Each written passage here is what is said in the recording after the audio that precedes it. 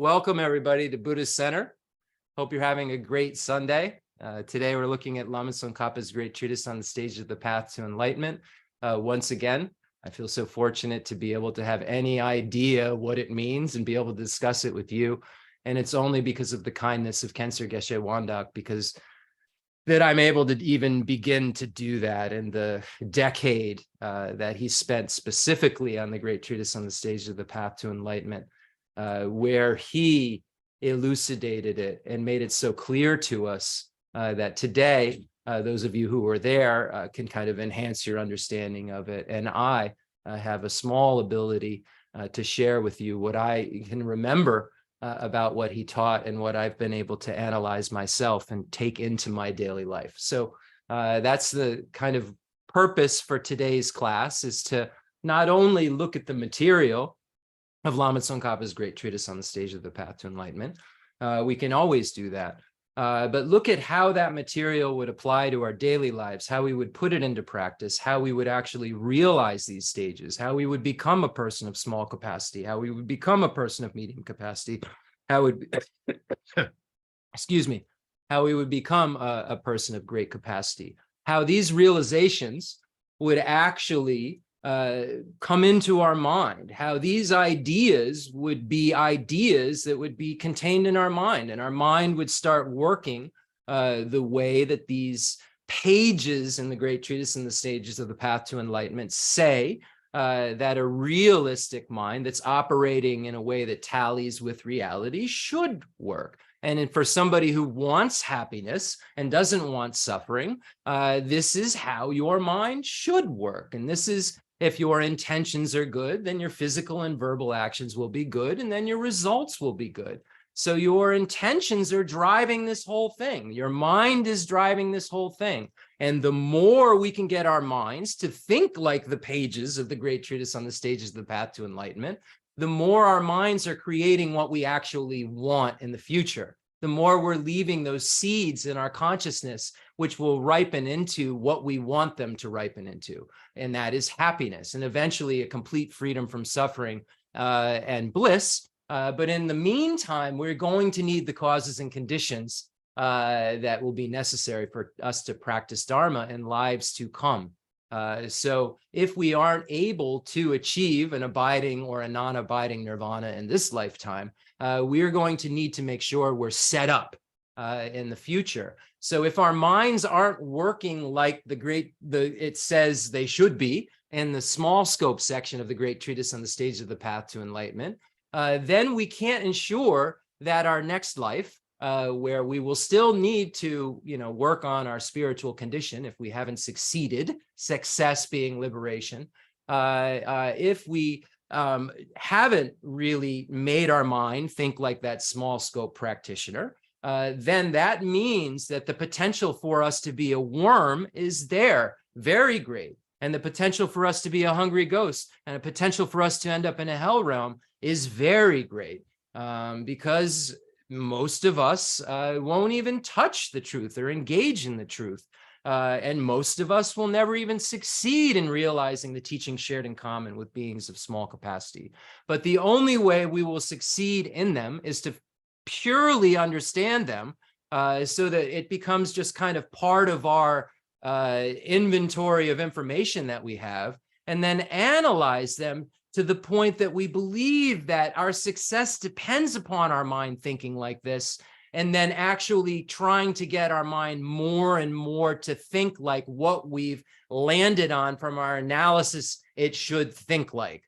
So we're taking each and every one of these pages of the Great Treatise on the Stages of the Path to Enlightenment, and we're seeing how to convert our current mind, if it's not like what it says there, into what it says on those pages. And if we can convert our mind into a mind like it says the mind should be on the pages of the Great Treatise on the Stages of the Path to Enlightenment, then we will get the success, the result that it says we'll get. If we can convert our mind into a mind like a small scope practitioner, then we'll have a higher realm rebirth. If we can convert our mind into a mind like a medium scope practitioner, then we can get rid of cyclic existence altogether, because we know that conversion is renunciation, a desire to emerge from cyclic existence. If we can convert our mind into a great scope practitioner, we can achieve complete Buddhahood, complete freedom from suffering, and a complete omniscience, become the most reliable guide in the world. So we're trying to make our minds work like it says they should in these scopes.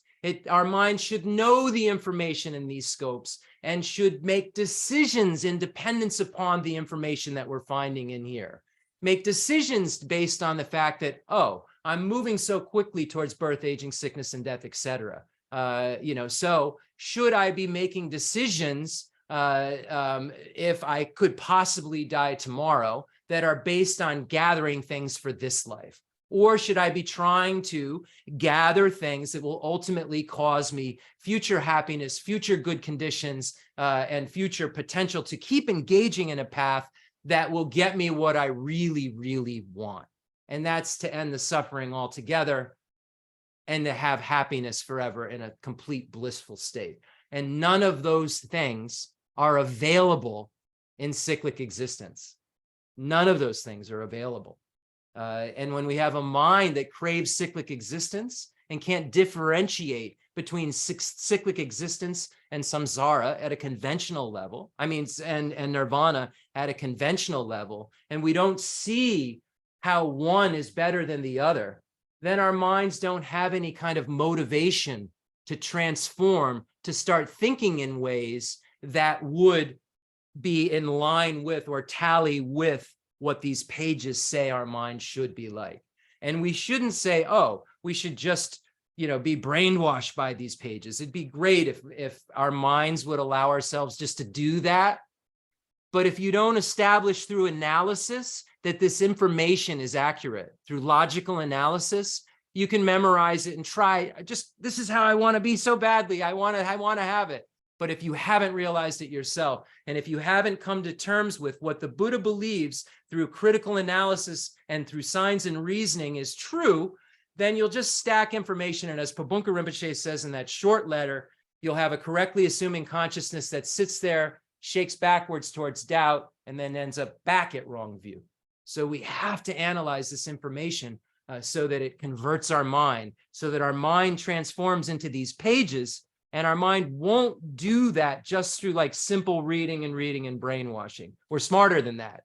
We have an inner thing that's doubting all the time, that's saying, no, this is all truly existent. Everything I'm observing is the way it is. We have this thing in there that's not believing information as it's coming in. So if we're not analyzing it and believing it to be true before we make it our own information, believing it to be true for sure, then we're not really going to be able to, as they say, brainwash our mind through just information, because our mind's going to catch it and say, no, this is all the way it seems. And that's the part that you've got to stomp out, because then you start to make progress. And then you say, yeah, my mind should be working like it says in the Great Treatise on the Stage of the Path to Enlightenment, because I've established that my mind should be working like this. Okay, so that's my little introductory speech, and let's get started just with a quick motivation setting. Let's get our minds more realistic. Let's try to get our minds not running at things we're attached to, or just being distracted in general. Let's try to get our minds not pushing away and thinking about all the things that we dislike, because all that conceptuality and all that kind of messy mind doesn't allow for information to properly get in there, and doesn't allow for the information to, once it's in there, kind of stay in there. It can be pushed out, because you can hear it, and then the conceptuality can kind of cause that leaky pot to push out the information. When you examine these pots, it's not just, oh, you just forgot it. No, your conceptuality pushes out. You have a pot, it got in the pot, it says there's a hole in it. What made the hole happen? It's your mind not there enough. It's pushing it out. It's pushing the water out of the pot through the hole of your that your conceptuality has created. So what we're trying to do here is to get the distraction down, to get the all the forms of distraction, of attachment and aversion, and so forth, and then also get our minds so that they're not so kind of sleepy and dull, so that it's clear and bright and ready for wisdom. We want to be, not kind of like chilled out and like, dull. We want to be chilled out and present and completely clear. So let's get into the 7-point Vairocana posture. We've gone over many times before, just as a ritual to setting up the teaching and getting our minds to a place where we've told it, even through our body, that we're going to engage in spiritual practice. And we know the mind-body connection is so strong. When we get into this posture over and over and over again, it's like just telling our mind, okay, ready, go, clear out, let's get clear. And it's not only that kind of subtle thing that happens where your body almost just tells your mind, in a sense, your mind told your body to do it. Now your mind is like, oh, okay, this is what I'm supposed to do when I'm in this position a little bit. But also the mind is allowed to be very clear because all of the channels and winds and the blood flow are aligned, and the blood flows really nicely. So we have these kind of added benefits of the physical posture signaling the mind that we're doing something, and then also the physical posture acting as a support for the mind, because the mind rides on the subtle winds, and flows through our body. I can feel this. My mind, I'm feeling this. My sense consciousness is feeling this at the tip of my finger. So we know that if we're in a posture that's conducive to the mind flowing, then we can do something better with it. If it's not getting blocked or hitting kind of walls, or our physical posture is causing us to be distracted. So just a little more talk on 7-point Vairocana posture and its benefits, but from a practical perspective, what's really going on psychologically, and then what's really going on in terms of the, what is it? Just at a mental, physical level in that connection. Is it psychophysical level? I think that's what it's called. Please screen share too. Thank you so much, Jeff. No, it's not called that. We have someone who knows shaking their head. So anyway, the mind-body connection. So we'll get into the 7-point Vairocana posture. And let's imagine Buddha Shakyamuni in the front generation, and form, beautiful, radiant, arm length away, size of the thumb, eye height. Imagining with your mind, your mental consciousness is what's meditating. Your sense consciousness is not what's meditating. You're trying to meditate using your mind. You may have a focal object of breathing, which is senses, but your mind is focusing. You're not using your sense consciousness now. You're using your mental consciousness. So we're going to have this front generation form of Buddha Shakyamuni that we're imagining in our mind, beautiful and radiant, yet static. And then we're also going to focus on the breath, breathing in and out, and counting. So doing rounds of breath, focusing only on the breathing in and out and the counting, and also multitasking, focusing on Buddha Shakyamuni in that front generation. And then anything that comes into your mind, any kind of distraction, any kind of scattering, whether it's excitement is always towards desirous objects or attachment, but any kind of scattering occurs, catch it with introspection. Any kind of sleepiness occurs, catch it with introspection, and bring mindfulness is not forgetting the object. Bring the object of breathing in and out, counting in Buddha Shakyamuni back to the focal point, where there isn't any dullness, lethargy, or sleepiness. There isn't any scatteredness or excitement, and catch it. So you're trying to catch with introspection the scattered. You're trying to catch with introspection any kind of sleepiness or dullness, and mindfulness is going to bring the object back. So that's the meditation that we'll do. And then we'll go from there. And I will allow screen share before that.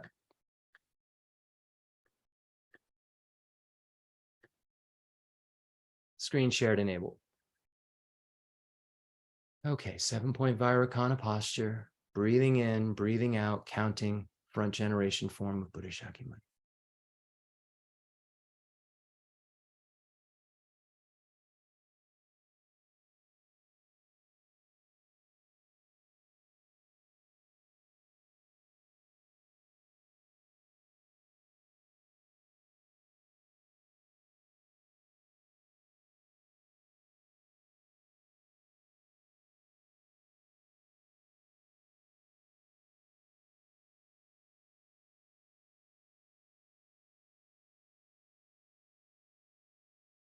We're so fortunate to be here today to learn exactly how to get rid of our afflictive obstructions, and obstructions to omniscience.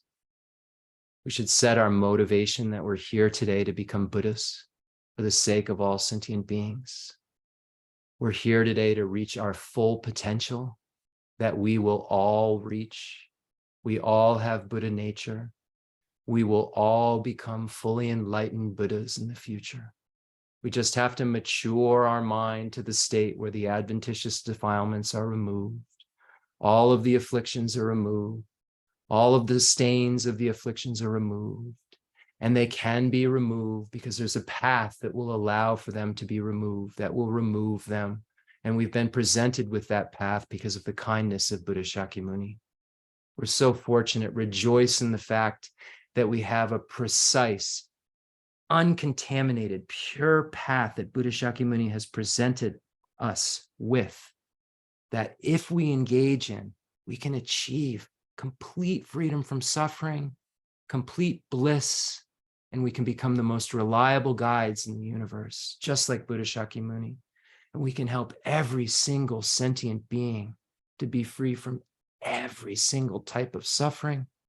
And we can bring every single sentient being to that state of reliability that we will have achieved by depending upon the pathway that we're taught. We're so fortunate. Now imagine that Buddha Shakyamuni, who was in a very static form, now there's an explosion that takes place in front of you. Buddha Shakyamuni has been containing the entire merit field. Imagine now that all the gurus, Buddhas, and Bodhisattvas now are in the space in front of you. Buddha Shakyamuni is still there, but now animated, smiling and radiant, and so happy that we're here today, looking at this text, which encompasses all of the stages of the path that are necessary to achieve the state that he, in this case, has achieved. We have all of this. Buddha Shakyamuni is so pleased that we're here, imagining Khenser Geshe Wandak. Those of you who got to meet with this holy being, how happy he would be to see us looking at the words of this holy text by Lama Tsongkhapa, how much time he spent on this text, how he asked for these teachings to continue on this text.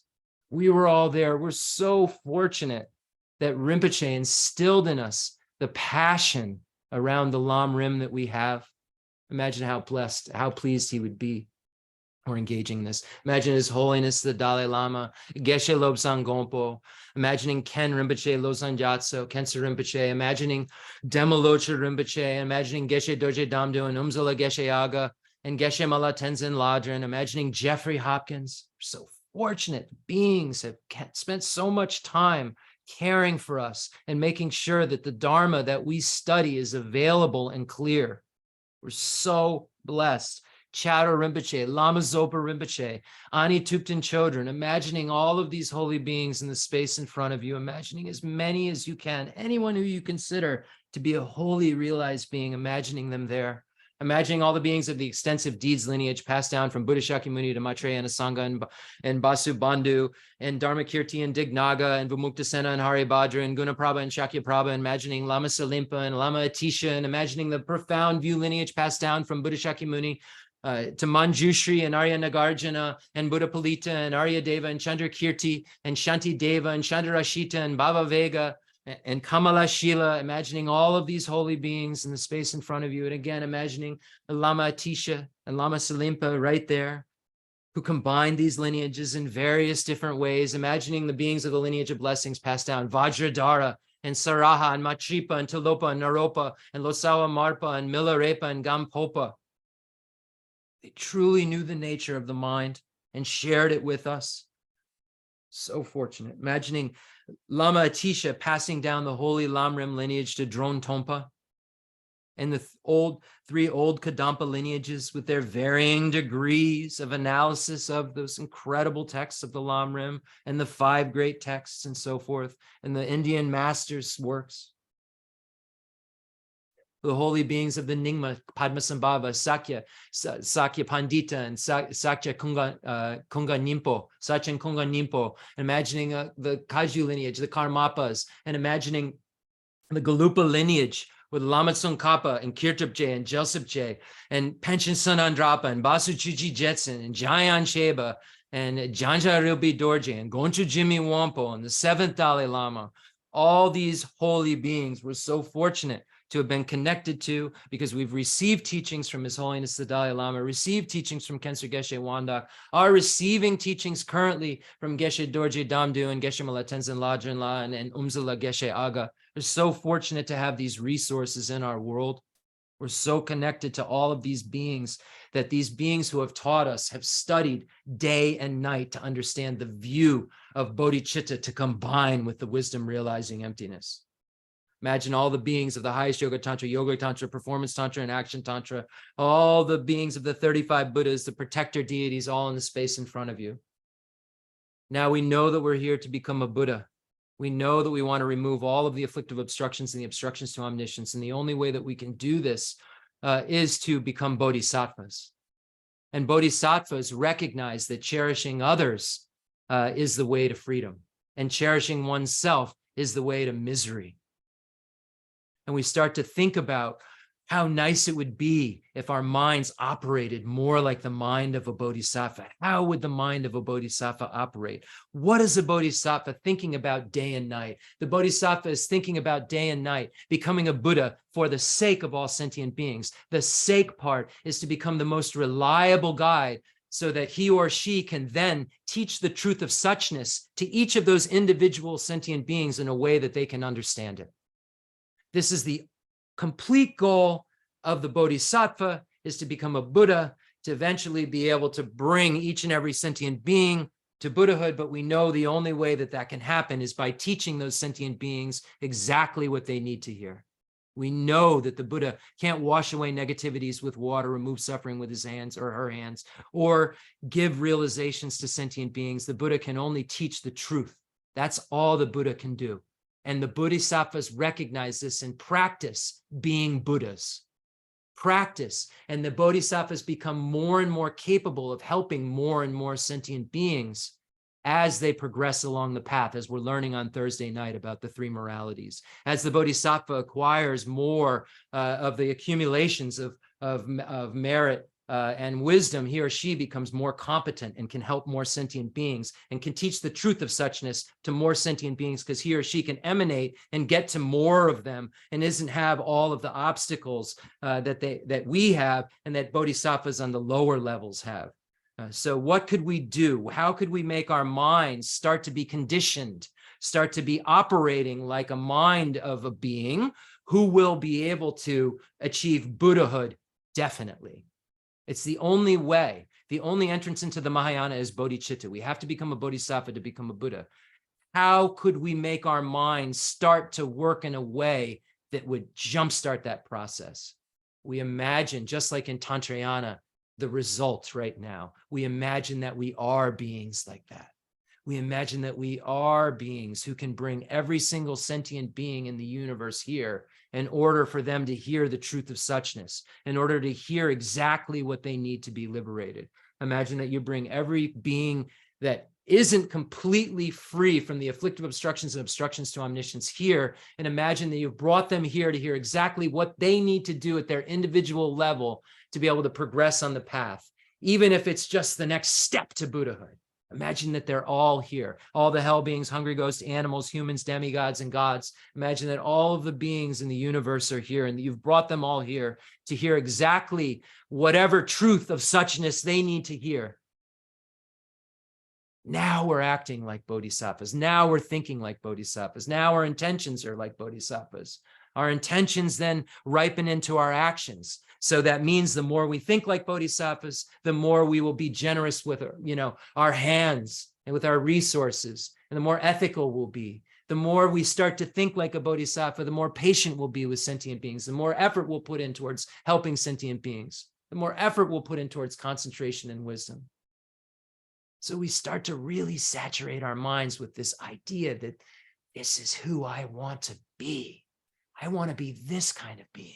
I won't settle for anything less than a being who can be the most reliable guide to every single being in the universe. I have no kind of wish to achieve anything less. And the way I will achieve that is to make my mind bigger and bigger and bigger to the point where it's omniscient and has perfect love, perfect compassion, and no bias whatsoever. Equally wishes to benefit every single sentient being and remove their suffering and bring them to a state of happiness, but not with hands water or transference, by teaching. So now imagine that you've just made your mind just like a bodhisattva. Smile. You know you're here today for the sake of all sentient beings. And also recognize that yourself, sentient beings, your wish to become a Buddha, your wish for sentient beings to be free from suffering, your wish for them to have happiness, all of these things mentioned, the Buddha, are all empty of inherent existence. We must realize that and seal all of our practice with the idea of the reality of what's going on in terms of the emptiness of action, agent, and object. We don't want to create a secondary samsara with our practice. We need to seal it with the reality to understand the conventional and ultimate side of this one thing. We're so fortunate. Now imagine that you are leading all sentient beings. We're going to recite the beginning of the Sanchi Mulam, the King of Aspiration prayers, where we find these incredible limbs of prostration, offering, confession, rejoicing, requesting, entreating, and dedication. We find these incredible limbs that we can imagine we are making in the presence of, or to, depending on the limb, the gurus, buddhas, and bodhisattvas. So imagine that you and all sentient beings are in this prayer, and that all of the Buddhas in this case, because sentient beings, Buddha and sentient being are opposites. If one is a Buddha, one isn't a sentient being. If one is a sentient being, one isn't a Buddha. So imagine all sentient beings are here and making offerings to all of the Buddhas. Just a distinction when we're thinking about practice and so forth. We should really be making these distinctions, because if you're a sentient being, you still have either afflictive obstructions and or obstructions to omniscience. So you haven't achieved the complete aims of yourself and others. So we need to recognize this, and bodhisattvas still have work to do, even on the 9th and 10th ground. Even though they're pure grounds, they still have work to do to get rid of those final stains of the afflictive obstructions, which are called the obstructions to omniscience. So we need to recognize that there's so much work to do, and how to categorize this work. The King of Aspiration prayers, Samantabhadra's aspiration to good actions, from the Ganda Vyaha chapter of the Avatamsaka Sutra. In the language of India, Arya, Bhadra, Charya, Pranadana, Raja. In the language of Tibet, Papa, Zampo, Chupi, Molanji, Jelbo. King of Aspiration, in English language, King of Aspiration prayer, Samantabhadra's aspiration to good actions. Okay, so I'm just going to read it. Homage to Manjushri the youthful, to all the Buddhas, the lions of the human race, and all the directions of the universe, through past, present, and future. To every single one of you I bow in homage. Devotion fills my body, speech, and mind. Through the power of this prayer, aspiring to good action, all the virtuous ones appear vivid here before my mind, and I multiply my body as many times as atoms in the universe, each one bowing in prostration to all the Buddhas. So we see this visualization and emanation all going on right here in the Sanchi Mulam. In every atom presides as many Buddhas as there are atoms, and around them all their bodhisattva heirs. And so I imagine them filling completely the entire space of reality, saluting them with an endless ocean of praise. With the sounds of ocean of different melodies, I sing of the Buddha's noble qualities and praise all those who have gone to perfect bliss. To every Buddha I make offerings of the loveliest flowers, beautiful garlands of music and perfumed ointments, the best of parasols, the brightest lamps and finest incense. To every Buddha I make offerings, exquisite garments and most fragrant scents, powdered incense heaped as high as Mount Meru, arranged in perfect symmetry. Then the vast and unsurpassable offerings inspired my devotion.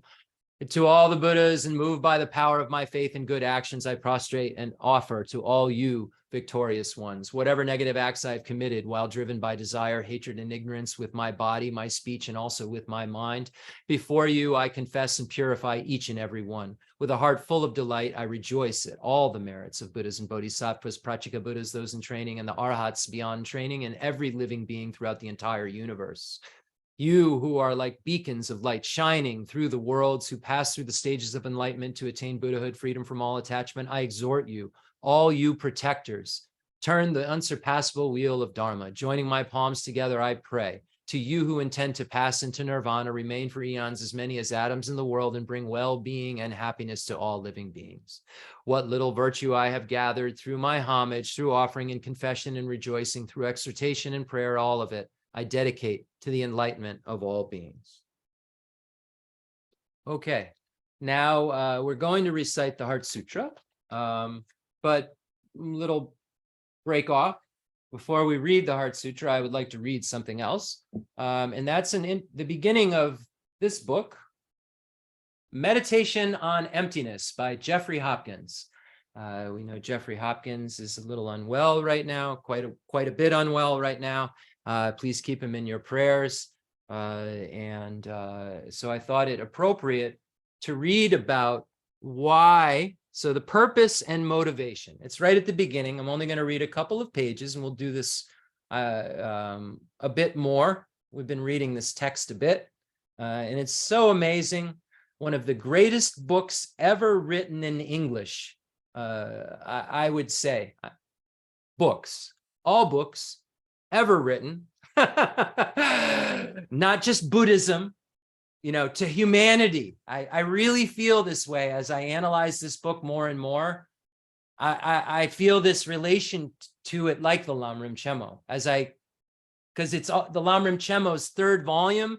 It's this. And Rinpoche told me at the end of his life that his teacher, Shaka Gen Nima, told him that if you really, really want to understand emptiness, it's a longer story. You really, really want to understand emptiness, you're going to need Jamyan Sheba.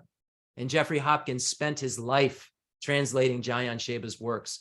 Jamyan Sheba is the textbook writer for Gomang College, Drepung Gomang College. And almost everything that the college uses has been translated by Jeffrey Hopkins, Gen Nendenla. And you find it on the UMA site. It's a website where he's publishing now. And you'll find all of these incredible translations that are all live working documents, because at 82 or 3 years old, he is still making sure and cleaning his translations, because he says he wants them just perfect for the world, just perfectly accurate.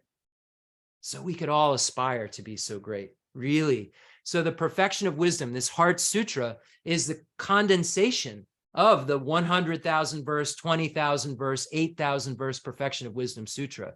And the emptiness that is understood in this is necessary no matter what you want to achieve in terms of freedom from cyclic existence, whether you want to hear solitary realizer abiding nirvana, or you want complete Buddhahood. The emptiness you have to realize is exactly the same. There's no alternative emptiness or a partial emptiness you can understand in order to become enlightened in any among the three vehicles. So I won't say any more. Let's just read what he has to say here, and we'll feel so much respect, not only for this text, but also so much we'll rejoice in Khenser Geshe Wandok's teaching on Madhyamika Prasangika, because I tell you, it was so clean. Okay, so the sources are Janja Rupi Dorje's presentation of tenets, Khenser Lekten's oral tradition. This was one of Professor Hopkins' root teachers, Khenser Lekten, and Jamyan Sheba's great exposition of tenets. Okay, the Perfection of Wisdom Sutra set forth emptiness as the final mode of existence of all phenomena. Nagarjuna explained the approaches to that emptiness, and Buddhapalita and Chandrakirti lucidly commented on Nagarjuna's explanation in exact accordance with his thought. It is necessary to rely on the perfection of wisdom as these masters explain it, not only to attain omniscience, but even to obtain liberation from cyclic existence. One who wishes to become a hearer superior, solitary realizer superior, or bodhisattva superior must rely on this perfection of wisdom. The 8,000 stanza Perfection of Wisdom Sutra says, how many sentient beings get to read anything from the 8,000 verse Perfection of Wisdom Sutra? Subhuti, one who wishes to realize the enlightenment of a hearer is to learn just this perfection of wisdom. Subhuti, one who wishes to realize the enlightenment of a solitary realizer is to learn just this perfection of wisdom. The Bodhisattva, the great being who wishes to realize the perfect, complete enlightenment, is also to learn just this perfection of wisdom. Nagarjuna's work teaches that realization of the subtle emptiness of all phenomena is a prerequisite for the path of liberation from cyclic existence. His precious garland states, as long as the aggregates are misconceived, so long is there misconception of an I. One cannot free oneself from cyclic existence merely through cognition of course selflessness of the person. One must realize the final subtle suchnesses of the person and of the mental and physical aggregates. One must eradicate the innate, non-analytical intellect that misconceives the nature of person and other phenomena. It is not sufficient merely to withdraw the mind from conceiving a self of persons and of phenomena, or merely to stop the mind's wandering to objects, for these do not constitute realization of emptiness. If they did, then deep sleep and fainting would absurdly involve realization of emptiness. Arya Deva says, when selflessness is seen in objects, the seeds of cyclic existence are destroyed. Chandrakirti says in his supplement to Chandrakirti's treatise on the middle way, extreme conceptions arise with the conception of inherent existence, phenomena. It has been thoroughly analyzed how phenomena do not inherently exist. When the conception of an inherent existent phenomena does not exist, these extreme conceptions do not arise, just as there is no fire when there is no fuel. And Baba Vega says, with the mind in meditative equipoise, wisdom analyzes in this way the entities of these phenomena apprehended conventionally. Shanti Deva says, when one has searched for these as realities, who desires and what is desired? So profound. When we start to see that our reactions are all dependent upon our consciousness and our sense power that's powering our eyes and our ears and our noses and an object, and how that object appears to us makes all the difference in our reactions and in our whole world view. We see how just unraveling these things, unraveling this misconception. As Shanti Deva says, seeing emptiness, seeing the emptiness of inherent existence of all phenomena is the only way to achieve freedom. So what else is there to do, Shanti Deva says? Then figure out what the object of negation is. That's my add-on, as Tsongkhapa would say. What else is there to do? What's the object of negation? And I feel like that is so profound and subtle. And that's why we have to rely upon works like this. With one voice, all the Mahayana masters proclaim that analysis of objects and not mere withdrawal of the mind from them is the path to liberation. One must analyze well whether the inherent existence of phenomena as it is conceived by the innate, non-analytical intellect, meaning we don't even have to think, we don't have to give a reason. We innately believe this to be so. It's not, we don't need to analyze. It's not like we're thinking things inherently exist. It's there. It's saturated in our experience. So it says, as it is conceived by the innate one must analyze well whether the inherent existence of phenomena, as it is conceived by the innate non-analytical intellect, exists or not. The way that things appear, do they exist the way they appear? Just saturated in, without thinking about it. Through reasoning and scriptural citation, one must ascertain that objects do not exist as conceived and penetratingly understand the falseness of inherent existence. It is very important to analyze again and again with discriminating wisdom. The king of meditative stabilization sutra says, if the selflessness of phenomena is analyzed, and if this analysis is cultivated, it causes the effect of attaining nirvana. Through no other cause does one come to peace. Buddha. Okay, with that being said, let's read the Heart Sutra, which expounds the ultimate truth, the lack of true existence of all phenomena, the lack of inherent existence of all phenomena, and that there's no self-characteristics, even conventionally, that can be found to give anything, any kind of inherent nessness. There's mere imputation on a basis of designation. And we'll learn what that means in our life as we study more and more and more. The Sutra of the Heart of Transcendent Knowledge. Thus have I heard, once the Blessed One was dwelling in Rajagriha at Vulture Peak Mountain, together with a great gathering of the Sangha of monks and a great gathering of the Sangha of Bodhisattvas. At that time, the Blessed One entered the Samadhi that expresses the Dharma called profound illumination. At the same time, noble Avalokiteshvara, the Bodhisattva Mahasattva, while practicing the profound Prajnaparamita, saw in this way. He saw the 5 skandhas to be empty of nature. Then, through the power of the Buddha, Venerable Shariputra said to noble Avalokiteshvara, the Bodhisattva Mahasattva, how should a son or daughter of noble family train who wishes to practice a profound Prajnaparamita? Addressed in this way, noble Avalokiteshvara, the Bodhisattva Mahasattva, said to Venerable Shariputra, O Shariputra, a son or daughter of noble family who wishes to practice a profound Prajnaparamita should see in this way. Seeing the 5 skandhas to be empty of nature. Form is emptiness, emptiness also is form. Emptiness is no other than form, form is no other than emptiness. In the same way, feeling, perception, formation, and consciousness are emptiness. Thus, Shariputra, all dharmas are emptiness. There are no characteristics. There is no birth and no cessation. There is no impurity and no purity. There is no decrease and no increase. Therefore, Shariputra, in emptiness, there is no form, no feeling, no perception, no formation, no consciousnness, no eye, no ear, no nose, no tongue, no body, no mind, no appearance, no sound, no smell, no taste, no touch, no dharmas, no I, dhatu up to no mind, dhatu, no dhatu of dharmas, no mind, consciousness, dhatu, no ignorance, no end of ignorance up to no old age and death, no end of old age and death, no suffering, no origin of suffering, no cessation of suffering, no path, no wisdom, no attainment, and no non-attainment.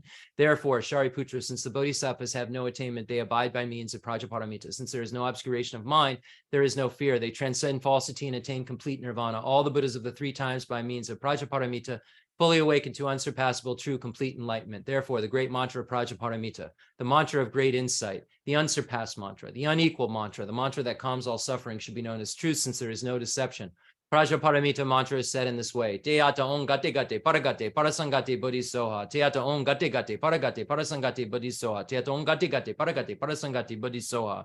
Teata om gate gate paragate parasangate bodhisoha. Teata om gate gate paragate parasangate bodhisoha. Thus Shariputra, the Bodhisattva Mahasattva, should train in the profound Prajnaparamita.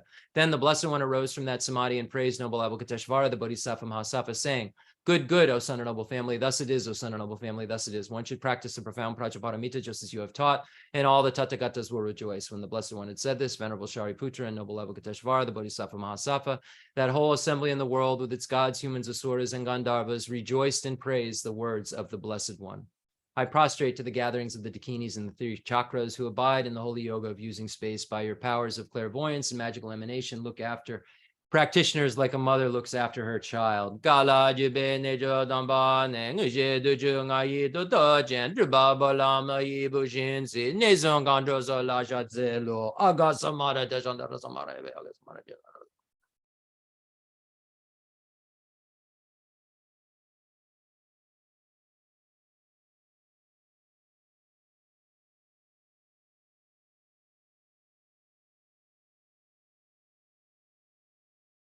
Aga samara de jandara samara ebe dia donga digati baragati prasangati buddhizoha.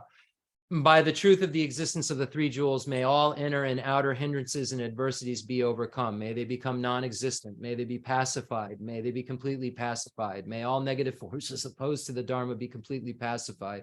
May the host of 80,000 obstacles be pacified. May we be separated from all adverse conditions to the Dharma, and may we obtain all circumstances conducive to the Dharma. May there be auspiciousness, happiness, and well-being here, right now. Baba gonja sonji gai dimbi doji she lobo doji mebo doji shewo doji dragi baji medu bija danji she dingorye so ha gerin jonja jeju she wa dan medu nu bija dan wa dan tumba dunji bonzon zonjoji tashi de jan den da de le jo.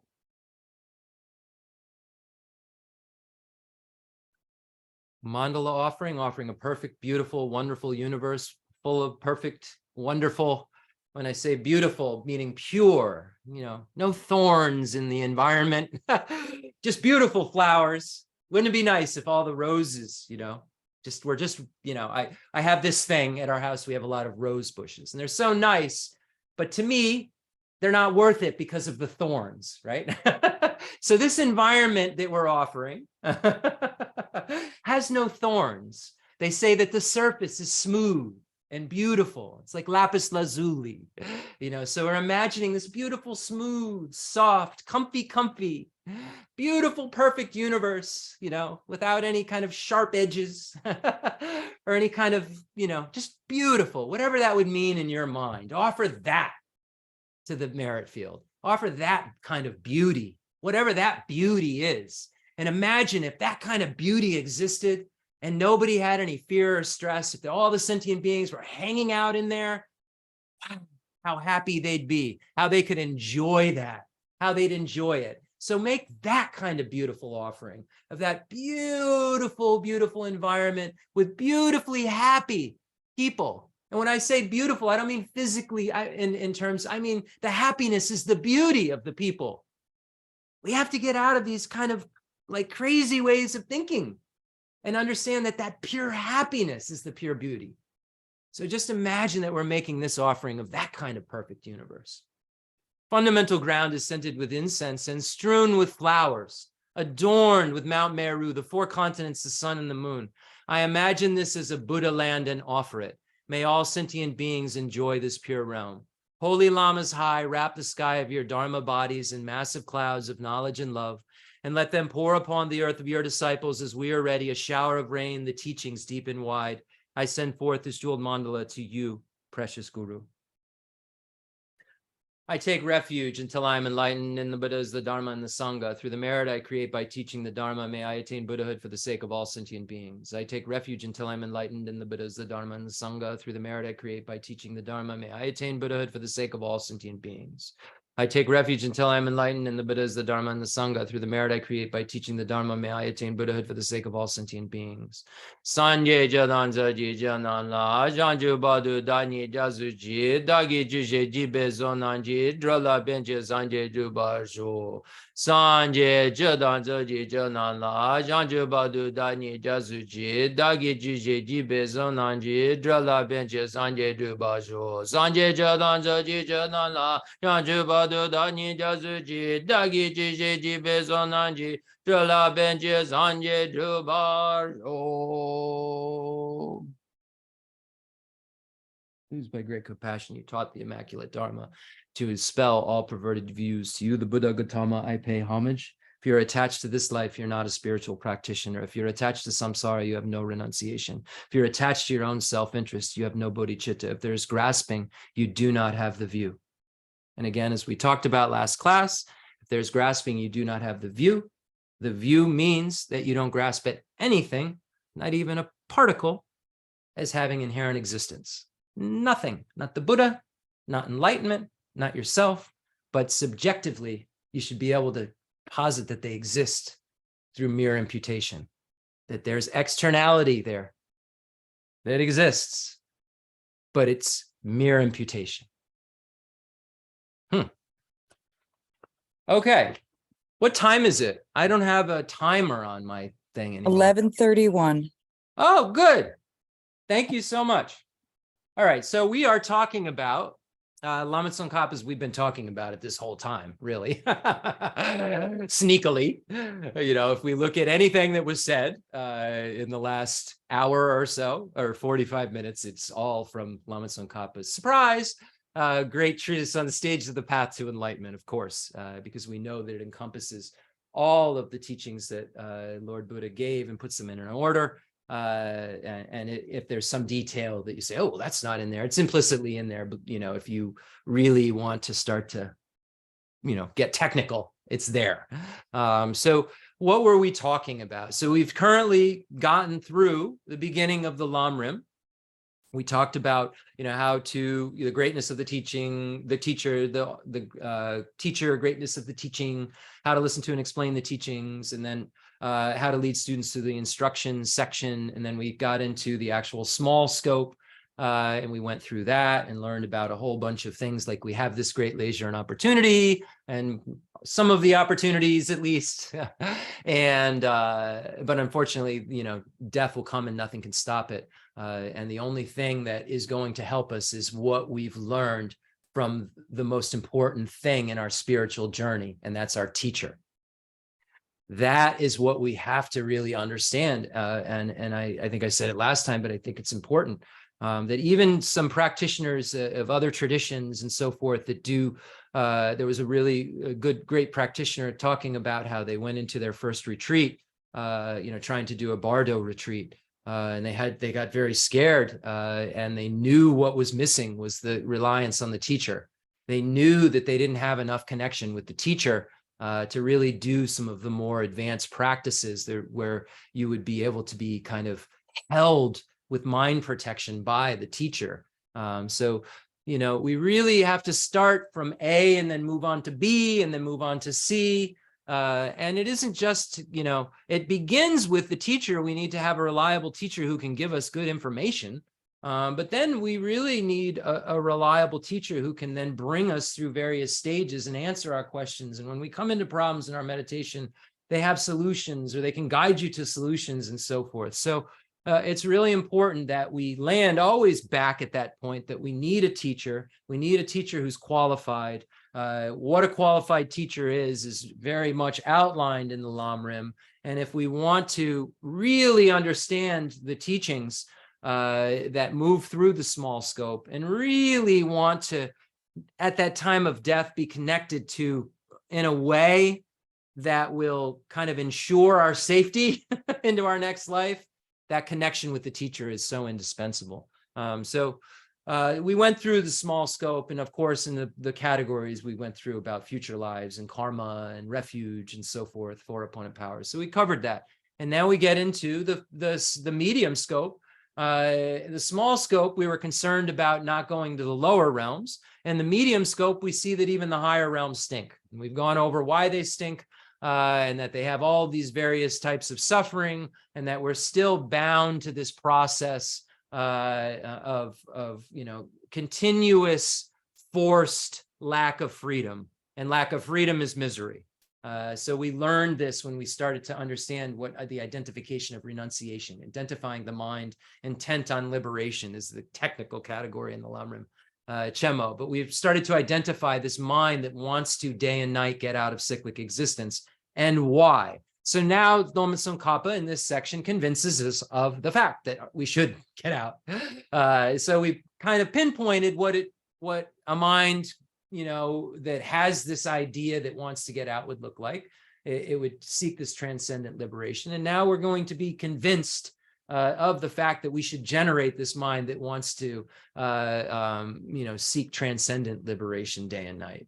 So we've gone over the first four of the 8 types of suffering. So we go over in the text now, we get into the 8 types of suffering, the 6 types of suffering, the 3 types of suffering. And among the 8 types of suffering, we have the suffering of birth, aging, sickness, and death, the suffering of meeting with the unpleasant, separating from the pleasant, not getting what you want, and the suffering of the appropriated aggregates. We've gone over birth, aging, sickness, and death. And it's very important that we are not just looking at them as facts. When we're doing our meditation, we're meditating on, okay, gross impermanence. Okay, later on we will die.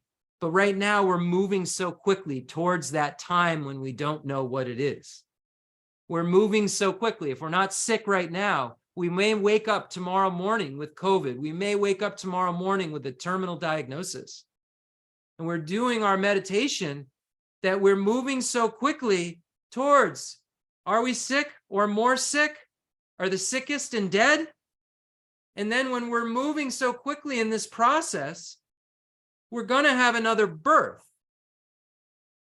So when we're meditating on birth, aging, sickness, and death, we're really doing it where we're saying to ourselves, I will die. Okay, that's of course, no matter what. Okay, I'm a human being. Human beings will only live a certain amount of time. I will die.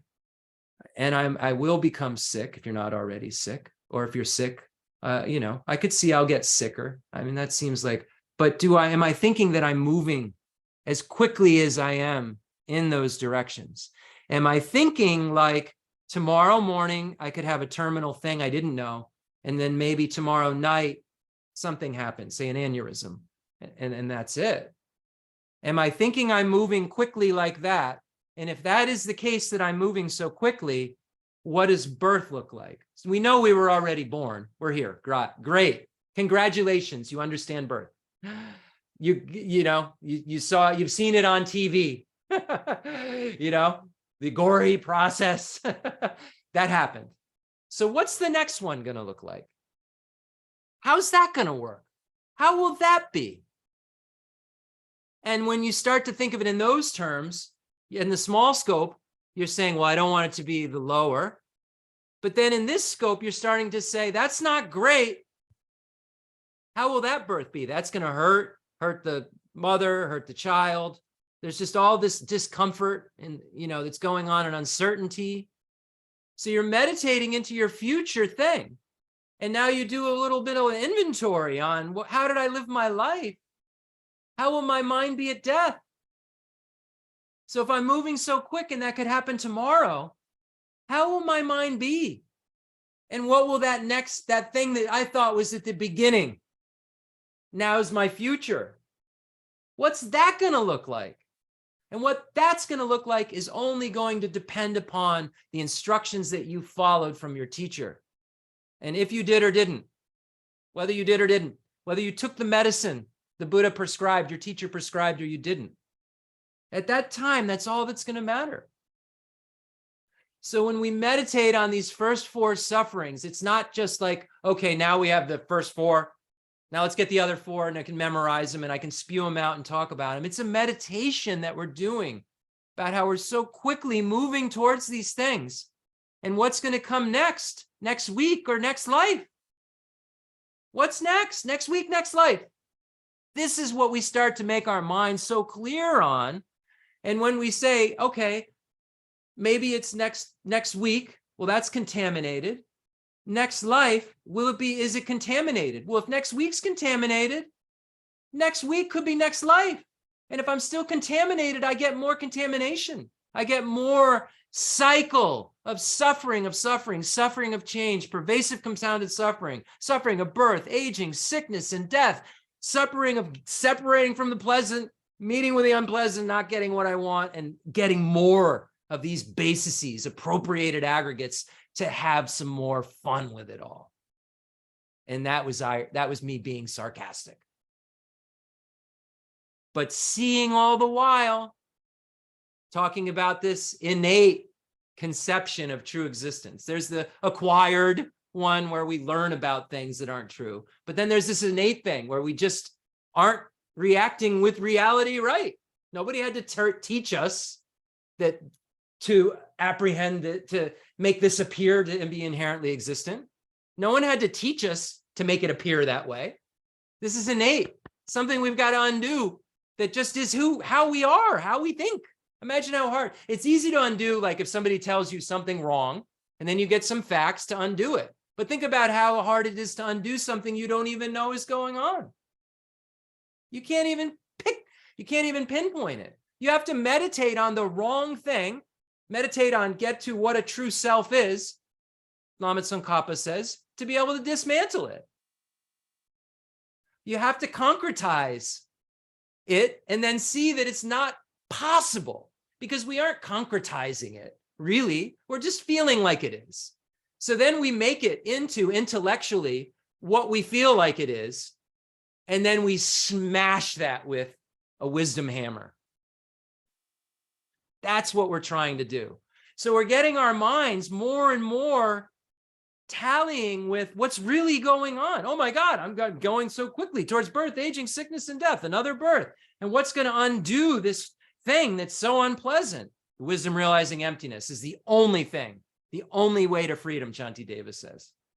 So the meditation on suffering helps you get to emptiness, not directly, but it helps you want to, know you need to.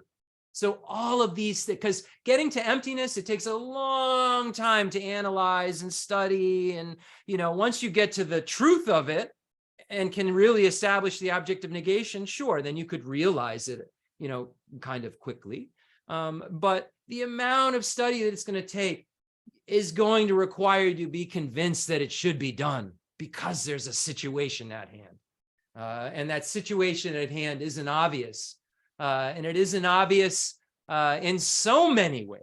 It isn't obvious just in a kind of intellectual way, but it isn't obvious in a kind of way that we're not even realizing is happening because of this beginningless grasping we've had. We've always grasped, so it's so natural, we don't even notice it. We don't notice it because it's just how we deal with things.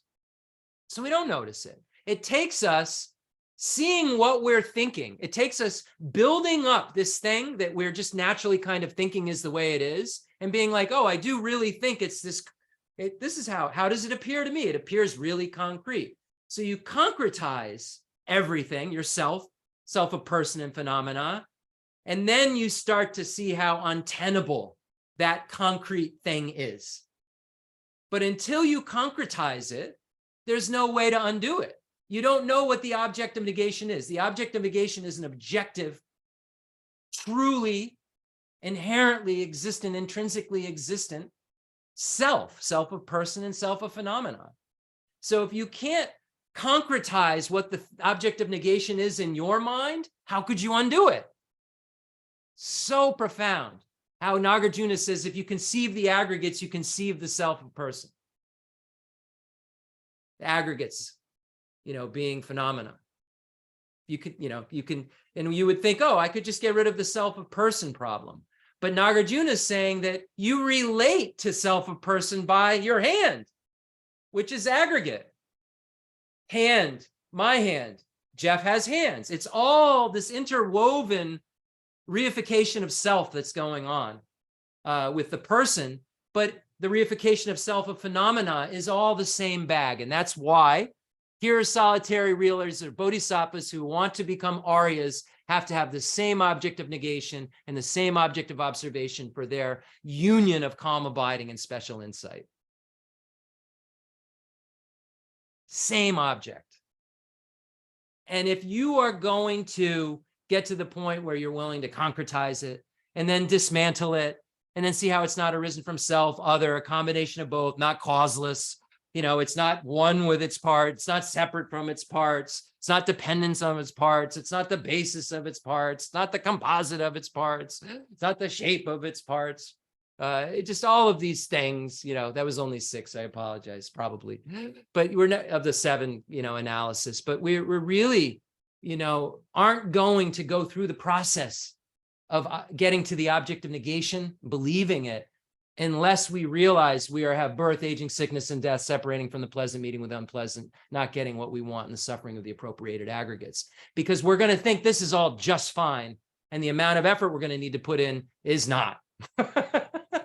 And our minds won't push us, won't keep pushing us, and there won't be any joy in it because we won't think we're heading towards something good. We won't know we're heading towards something realistically good that could happen. We just won't believe it. We'll just see the present. We won't see we're potentially heading towards something bad or potentially heading towards something good. We'll just see now. And we stay so stuck into that. And if you're attached to this life, you're not a spiritual practitioner. That's what that means. It doesn't mean that you can't be a family member. It means that you have to rearrange the way that you're thinking about things because it's not the way you think they are. And the way that you think they are, you just stay in this life and think that this is all there is and nothing else matters. So you neglect the wisdom realizing emptiness. Really what it's about. This whole section on the medium scope and the suffering, this is in the Four Noble Truths.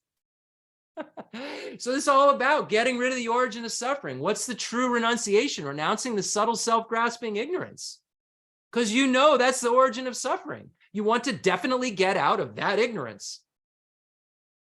So this is all one big package.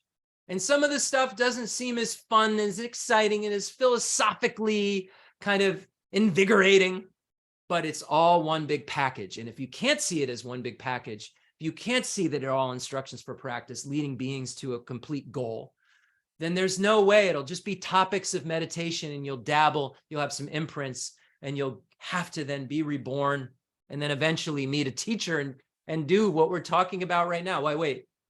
And if you were convinced of 8, 6, and 3 sufferings, you wouldn't wait.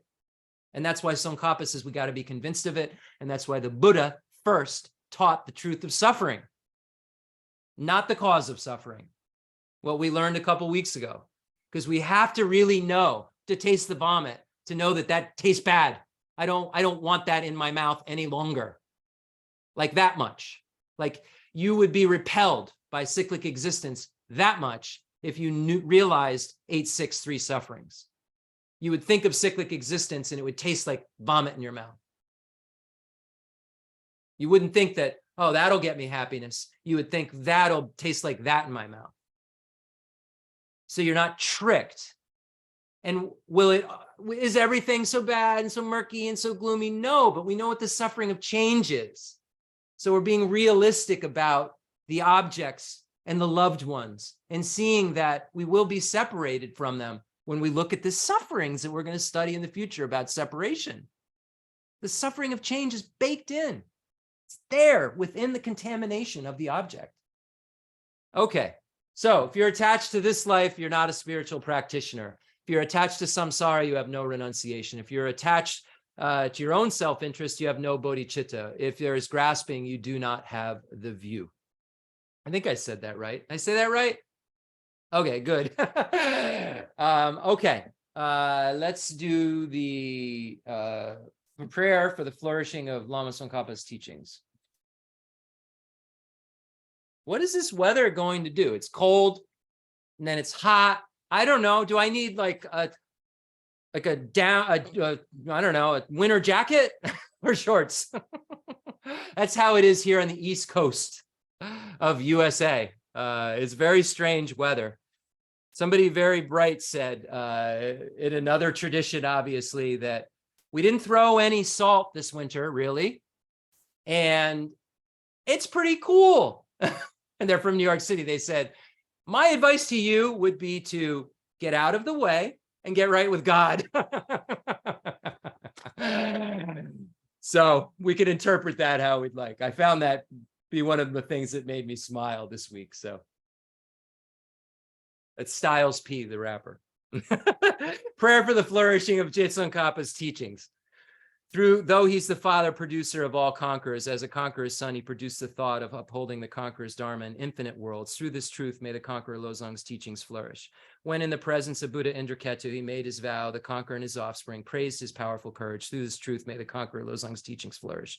That the lineage of pure view and conduct might spread, he offered a white crystal rosary to the sage, and who gave him a conch and prophesied. Through this truth, may the conqueror Losong's teachings flourish. His pure view, free of eternity or destruction, his pure meditation, cleansed of dark fading and fog, his pure conduct practiced according to conqueror's orders, may the conqueror Losong's teachings flourish. Learned, since he extensively sought out learning, reverend, rightly applying it to himself, good, dedicating all for beings and doctrine, may the conqueror Losong's teachings flourish. Through being sure that all scriptures in definitive and interpretive were without contradiction, advice for one person's practice, he stopped all misconduct, may the conqueror Losong's teachings flourish. Listening to the explanations of the three Pitakas, realized teachings, practicing of the three highest higher trainings, his skilled and accomplished life story is amazing, may the conqueror Losong's teachings flourish. Outwardly calmed and subdued by the hearer's conduct, inwardly trusting in the two stages practice, he allied without clash the good paths of Sutra and Tantra, may the conqueror Losong's teachings flourish. Combining voidness explained as the causal vehicle with great bliss achieved by method, the effect vehicle, hard essence of 80,000 Dharma bundles, may the conqueror Losong's teachings flourish. By the power of the ocean of oath-bound doctrine protectors, like the main guardians of the three beings path, the quick-acting Lord, Vaishravana, Karmayana, may the conqueror Losong's teachings flourish. In short, by the lasting of glorious gurus' lives, by the earth being full of good, learned, reverend holders of the teaching, and by the increase of power of its patrons, may the conqueror Losong's teachings flourish. Make a mandala offering. Same thing. We just did. See previous mandala offering. The fundamental ground is scented with incense and strewn with flowers, adorned with Mount Meru, the 4 continents, the sun and the moon. I imagine this as a Buddha land and offer it. May all sentient beings enjoy this pure realm. I dedicate whatever virtues I have collected for the benefit of the teachings and of all sentient beings, and in particular for the essential teachings of Venerable Tsongkhapa to shine forever. I send forth this jeweled mandala to you, precious Guru.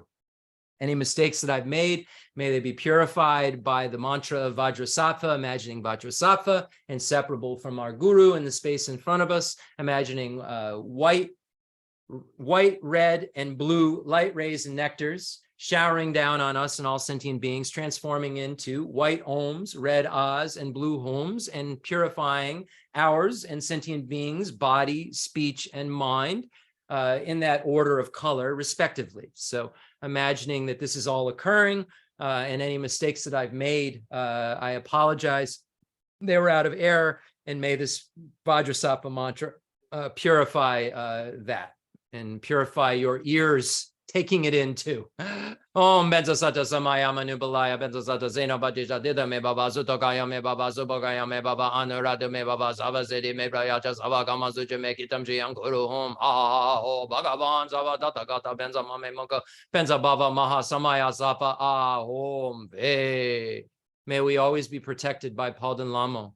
Jo Rama Jo Rama Jo Jo Rama Dunjo Galaraje Mo Rama Ajada Jadunjo Rila Rila Unjo Jo Rama Jo Rama Jo Jo Rama Dunjo Galaraje Mo Rama Ajada Jadunjo Rila Rila Unjo Jo Rama Jo Rama Jo Jo Rama Dunjo Galaraje Mo Rama Ajada Jadunjo Rila Rila Unjo Jo Rama Jo Rama Jo Jo Rama Dunjo Galaraje Mo Rama Ajada Jadunjo Rila Rila Unjo Jo Rama Jo Rama Jo Jo Rama Dunjo Galaraje Mo Rama Ajada Jadunjo Rila Rila Unjo Jo Rama Jo Rama Jo Jo Rama Dunjo Galaraje Mo Rama Ajada Jadunjo Rila Rila Unjo Jo Rama Jo Rama Jo Jo Rama Dunjo Galaraje Mo Rama Ajada Jadunjo Rila Rila Unjo. I dedicate all this virtue to emulate the knowledge of the hero Manjushri, and likewise Samantabhadra as well. With whatever dedication is praised as supreme by all the conquerors who traverse the 3 times, I also dedicate all my roots of virtue for the sake of auspicious deeds. In that pure land surrounded by snowy mountains, you are the source of all benefit and happiness. All-powerful Avalokiteshvara, Tenzin Gyatso, may you stay until samsara's end. We're so fortunate to have His Holiness the Dalai Lama in our world, the Buddha of compassion, who in 1959, had to leave Tibet and then just started spreading the Dharma around the world. And because of beings like Jeffrey Hopkins, and of course, Robert Thurman and Alan Wallace and all these Alexander Burrs and all these incredible beings, the world heard what the Dalai Lama had to say, and we've heard what His Holiness has to say. Because His Holiness had something to say, we heard what Khensur Geshe Wandak had to say. So we see the dependent origination, and we should never forget the history. We should never forget where we came from and how fortunate we are that these trailblazers, not just Nagarjuna and Asanga, trailblazers like Jeffrey Hopkins and Robert Thurman and Stephen Batchelor and all these incredible people spent the time with Geshe Rabden and Geshe Ngawang Darje and His Holiness the Dalai Lama and all these great, great masters. Trijung Rinpoche, I'm not going to go on and on. We know how many of them there were and are, but that generation was so special, and there were trailblazers that got this Dharma to us, and we should never forget them and recognize that they're just as much a jewel as these the lamas, because we wouldn't have been able to have even language to talk without Professor Thurman and Jeffrey Hopkins. We wouldn't have language to talk about this stuff with. We wouldn't even know I wouldn't have known how to say anything what Rinpoche was saying if there weren't for those trailblazers. So we should always really, when we're thinking of these beings, just think about how kind they were to put the effort in that they did, so that we could just kind of sit back and be spoon-fed like kind of pampered children when they were just willing to day and night just put in the effort that they put in, that I just don't even know how they did it. I don't know how a mind works the way that Jeffrey Hopkins' mind works. I've said it to him. I don't know. I wish mine did. I wish it would just like, I could just get it to like tomorrow morning, just be like a machine at all times. And it only is because of lifetimes of practice and practicing in this lifetime, like your lives depend on it. Okay. Prayer to Rinpoche. Yeah, thank you. Because I have a pile of papers here now, and I'd have to find it, and it would look like I don't know, maybe conducting a symphony. Okay, so this was written by myself, completed by myself. I started writing it when I met Rinpoche in 1998 or 7. I don't know. Sometime in there, I started writing it and then finished it a year after he died in 2023 on March 6th. The exact, because Rinpoche, for anyone who's listening, Rinpoche passed away March 6th of 2022. Very bad day in many of our lives because we loved Rinpoche's physical presence so much. But he gave us the gifts and we know exactly what we need to do. And he didn't leave anything out. So he's always here with us. Every time I think of anything about the Dharma, Rinpoche is here because it was his words in my ear. And as Geshe Aga says, just like in Lama Tsongkhapa's Praise of Dependent Origination, when I think of the teachings and I think of this incredible being and just hear, and the words come into my mind, it's like Rinpoche is so fresh, just right here. And I don't have that same sense of sadness. A complex yogi poses as a simple monk. Homage to Khenser Geshe Wandak, our precious spiritual, homage to Khenser Geshe Wandak Rinpoche, our precious spiritual friend who is inseparable from Aryatara. I fully prostrate, covering as many atoms of the earth as possible to your pure body, speech, mind, and enlightened activities. I offer to you drinking water, bathing water, flowers, incense, candles, scented water, food, and music purified by Om, Ah, Om. The rarity of having 1 million wish-fulfilling gems is a common occurrence compared to meeting with a holy teacher like you who placed the complete path to Buddhahood in our childlike hands. Just like Atisha, who came to Tibet with a lamp to dispel the darkness of ignorance, you, kind abbot, arrived in the West with a lineage purer than a diamond and begged us never to be satisfied with partial instructions. The teachings of the extensive deeds and profound view lineages flowed from your lips like nectar for our ears that elucidated in teachings for beings of 3 capacities. Now the sound is stopped. All composite things are impermanent. You told us that all of your teachers passed away and understood the sadness in treating us to continue our studies. The Buddha does not wash away the negativities of beings, nor does he remove their miseries by his hands. His spiritual realizations are not transferred to them. It is by teaching the truth of suchness that beings are liberated. We are not prepared to take this difficult journey to the highest goodness of Buddhahood without your continued guidance. The sadness in our hearts would be too overwhelming. May you swiftly return to this world and take care of us in all of our lives, wherever we may be, never leaving our hearts and crowns. May all sentient beings perfectly realize renunciation, bodhicitta, and the correct view of emptiness so they know who you really are.